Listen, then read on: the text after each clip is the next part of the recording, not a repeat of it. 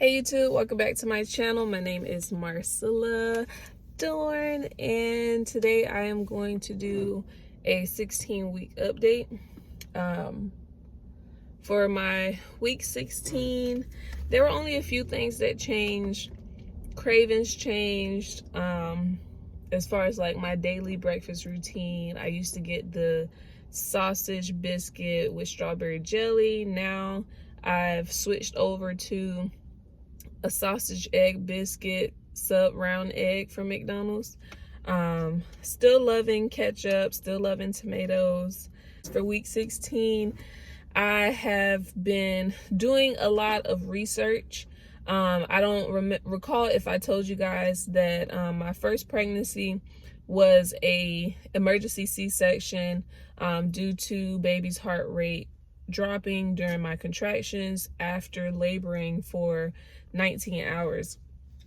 So I did end up having to have an emergency C-section with my first child.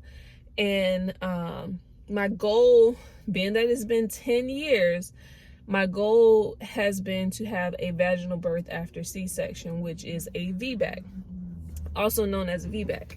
And it looks like, I guess based off of the insurance that I have, not a lot of doctors are willing to do a VBAC.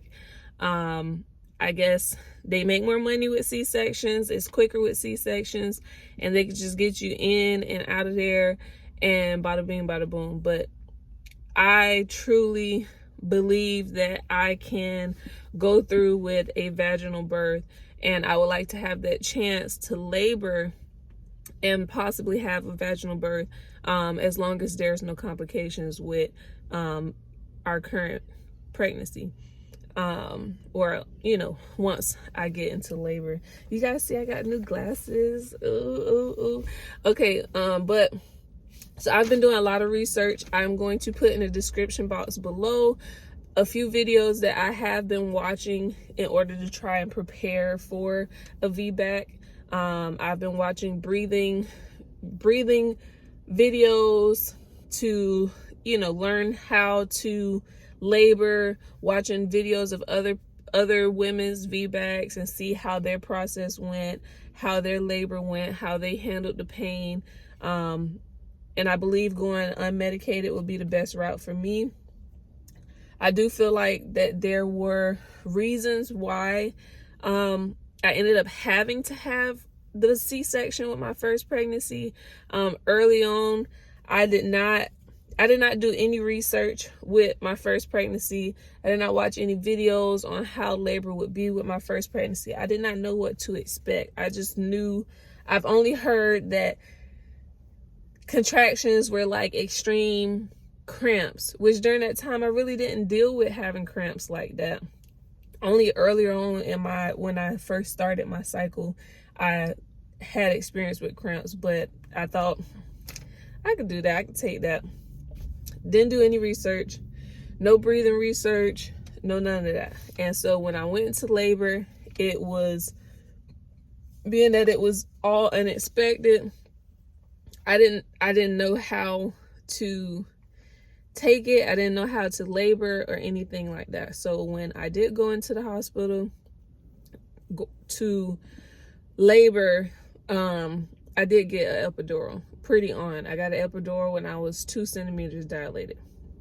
So now, after doing my research, I do realize that sometimes that can prolong things. Having an epidural, you're bound to the bed, you're limited in function, you can't get up, go to the bathroom, you can't walk around in labor, you have to stay in the bed. Although those few 4 hours of painless labor was great, but everything after that was almost like an induction. Like they had to try and get the process going because, for one, I'm already having contractions, I already have epidural, so they're limited on time for when they need to be trying to get this baby out of there. So by between 4 and 6 centimeters, they broke my water. Once they broke my water, an hour later, they came back, had to put water back up in there. By then, I think I was like 7 centimeters. After they put the water back in there, not even 30 minutes later, my son was in distress and his heart rate was dropping at every contraction. So they had to come back in. Hey, we're gonna have to do an emergency C-section, you know, basically to save baby. But I personally feel like, for one, I know everything happens for a reason. Thank God that my baby was safe and saved and is alive and well. But with lack of knowledge and only being 19 years old at the time, I thought that everything that I did or that was going on was normal. But now with our current baby, I would like to have the chance to labor, to walk around, to move around. I'm not going to rush to go to the hospital, you know, the moment I start feeling pain, because I thought the moment you have that 4 centimeter, what is it? The 411 or the 441, something like that. I thought that it was go time. I didn't know that you can be in labor for hours on hours, probably even a whole day. I labored for 19 hours, you guys. But majority of those hours were laying in a bed, numbed from my waist down. But yeah, back to what I was saying. A lot of doctors are not even allowing the opportunity to be able to have a vaginal birth after C-section. And I personally refuse to take that as my result. If it comes to the point of me having to have a C-section, to say, you know, I'm all for it. Let's go. But I would like to have the opportunity to labor and to dilate and to get closer to time for baby to come before them making a decision of, oh, well, we're gonna do a C-section because you had a C-section before. Not because there's anything wrong with baby. They're gonna give me a C-section just because I had a C-section before. It's been 10 years. My scars, my wounds have been way past healed in 10 years, almost 11 years, to be honest. So I've been doing my research. I've been watching videos, and I'm going to continuously watch videos every week, and I'll make sure that I put them down below for the ones that I have been watching after this video.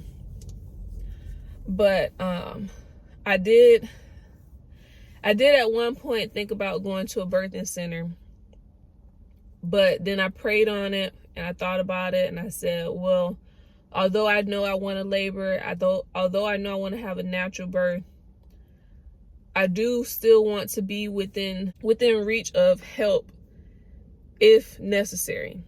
So if I'm going to go to a birthing center just to be able to labor naturally, to labor unmedicated, to labor, you know, there, I could labor at home and then go to the hospital when it's time, or when it feels like it's closer to time, and possibly have that opportunity to push baby out versus having a C-section, versus laboring at a birthing center and something does happen or something does need to be checked out by the hospital and still having to go to a hospital. I don't feel like that would be the best thing for me, especially with this being my second child, my second pregnancy, second labor, because I don't know if, I know the hospital is going to charge me. You know the hospital is going to charge. But I don't know if the midwife, the birthing center would still charge you for laboring there and then having to be transferred over. So then that's going to be 2 bills. No, thank you. I'll labor at home. I'll do as much research as I can, get as knowledgeable as possible as I can, labor at home, and then when I feel ready, if I can't take it anymore, I'll go to the hospital. So that has been week 16. Coming through with those big decisions. yeah, so let me see what else. Baby is huge. For week 16, baby is predicted to measure 7.32 inches. And that's pretty big. That's from head to toe. Which, you know, babies are balled up in the uterus, but that's pretty big. And I have yet to fully get baby section organized. So I will do that this weekend. Next weekend is spring break. So I will do that this weekend to get that done and out the way. The whole back, you know, from me even completing that is really trying to decide how I was going to organize it. At first I was thinking that I was going to do 0 to 3 months, 3 to 6 months, 6 to 9 months, and 9 to 12 months. But then the further I thought about it, I was like, no, that really wouldn't make sense for me to do that, because then I'm gonna have to keep changing out the labels. So I'm thinking that I'm gonna do like a drawer for onesies, a drawer for the gowns, a drawer for onesies, a drawer for the sleepers, a drawer for pants, a drawer for probably receiving blankets, and etc. Like probably just the name of the actual thing that I'm going to put in there. So then I could be able to cycle things out, because I do have a backup storage inside of my closet that I could put the clothes that baby will not be currently wearing there, and just go based off of that. I'll probably have 0 to 6 months basically in the drawers, and then go from 6 to 12 months once baby outgrows the 6 months. We do know the gender. We do know the baby's gender. So I guess I will go ahead and announce that in this video. Baby is a boy. Yay. I really felt like it was a boy between my 11th and 12th week. Really around the time that I no longer had morning sickness. I woke up and I was just like, it's gonna be a boy. I feel like it's gonna be a boy. I just feel like it, because everyone was like, a girl, a girl, a girl, and in my heart I didn't feel ready for a girl. And I know that that's like, you know, it's kind of like, what? But I've lived my whole adult life being a boy mom, not only to my child, to my stepkids, you know, they're boys. So I've been, you know, I have 3 brothers. I'm the only girl. You know, I just felt like a boy mom, and I didn't feel like God would be ready for me to have a girl right now, because I'm still in my journey of what do they call it? I'm still in my journey of entering my soft life, my soft girl era. You know, for the longest time I had to be kind of hard and living in my masculine energy, and, you know, of being independent, and, you know, for a while I was a single mom, and, you know, just really relearning myself in this new journey of, you know, being a wife, a mom, you know, and an individual.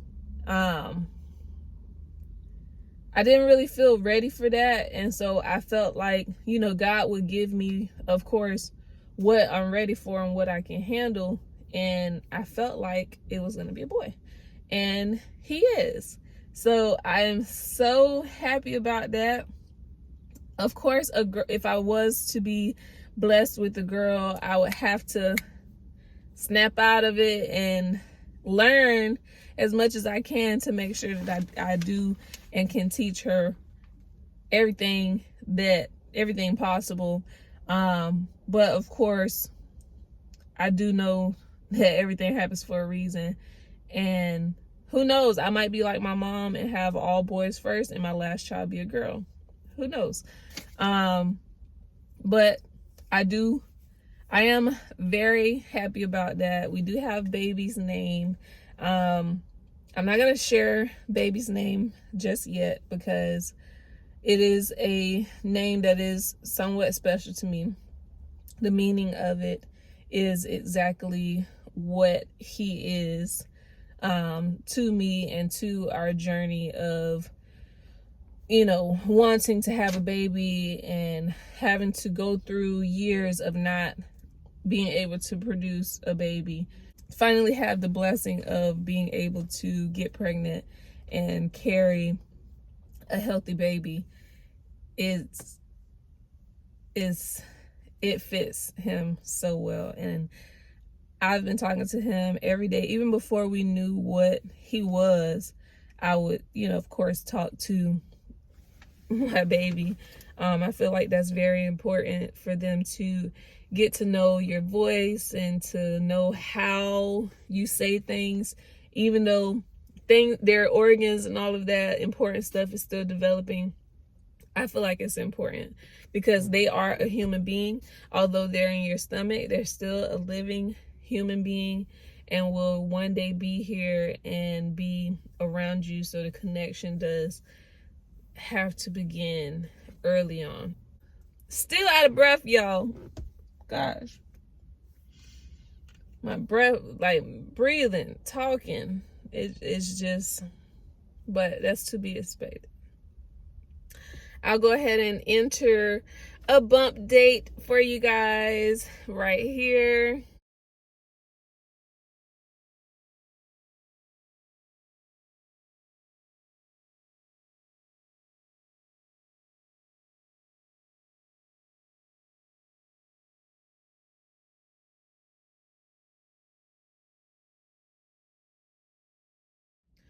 Look how big he has grown, and I am so excited yet so uncomfortable. Sleeping, sitting, being has been so uncomfortable, but I'm only the most comfortable when I'm laying down, even though that is still uncomfortable. It's so hard to sleep, because one side, the other side, and it feels like he balls up in the middle of the night. So when I'm moving from one side to the other side, it's like, Lord have mercy. But yeah, I think that's all for today, you guys. Yeah, I think that's all. I don't have another doctor's appointment until week 19. So I won't have another doctor's appointment until my 19th week. And I believe, of course, from there, they're going to schedule me to go and have an anatomy ultrasound to make sure everything for baby is doing well. I will update you guys on next week's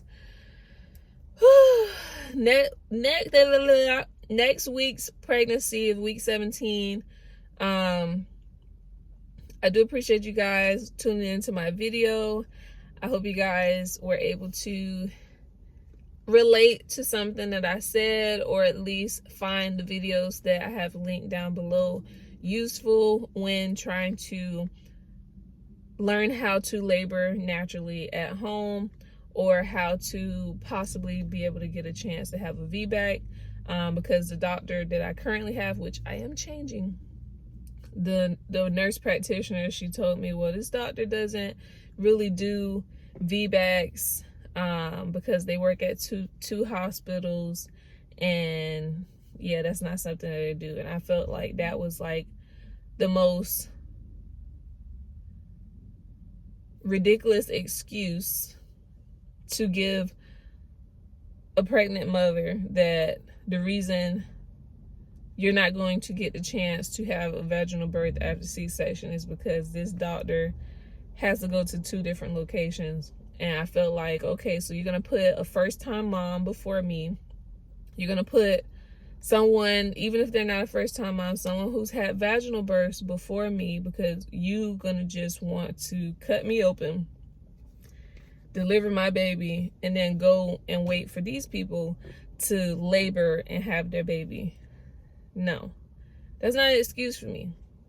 I can understand the most common excuse is the possibility of complications, or the possibility of a ruptured uterus, or, you know, due to scars, your scars tearing, or, you know, I could take that as an excuse.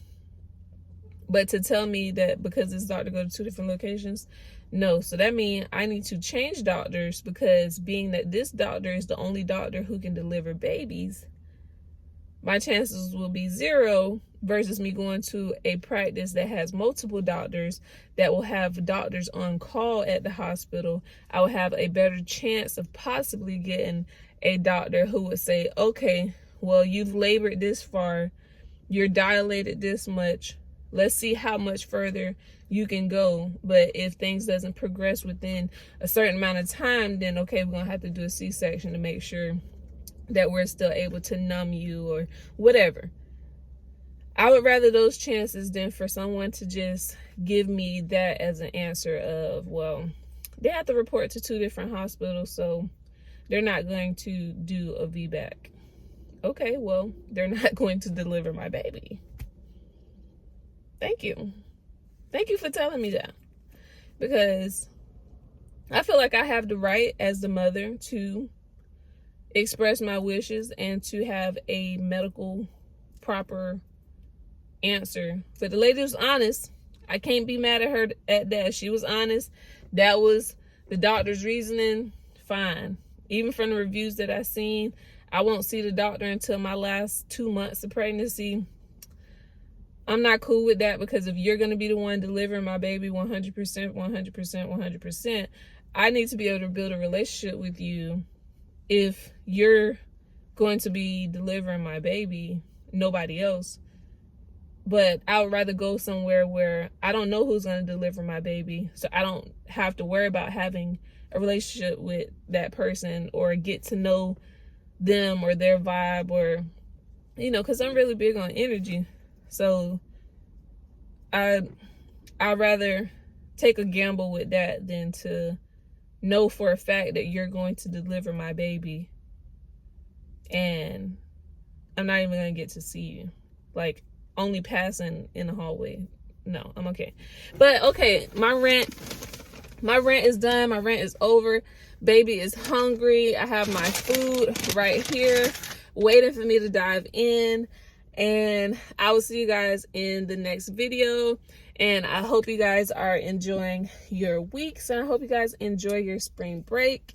Don't party too hard, but party enough.